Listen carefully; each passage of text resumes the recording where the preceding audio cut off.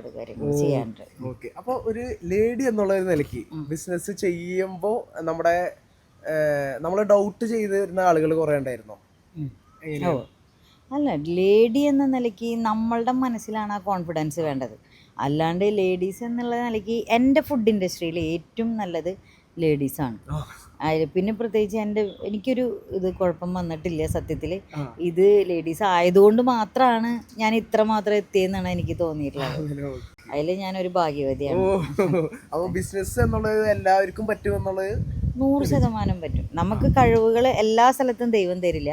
തരുന്ന കഴിവിനെ വലുതാക്കുകയും നമ്മൾക്കില്ലാത്ത കഴിവുകളിൽ ഓരോ സബ്സ്റ്റിറ്റ്യൂട്ടിനെ വയ്ക്കുകയും ചെയ്യുമ്പോൾ നമ്മളുടെ ബിസിനസ് തന്നെ ഗ്രോ ആവും.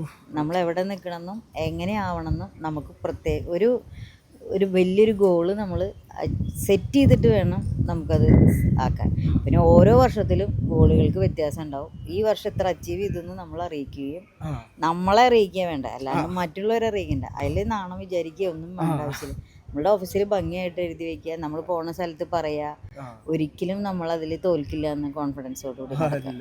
അപ്പോൾ ഇനി നമ്മുടെ ബിസിനസ്സിലേക്ക് ഇറങ്ങാൻ ആഗ്രഹമുള്ള ആളുകളോട് എന്താണ് പറയാനുള്ളത്? ബിസിനസ്സിൽ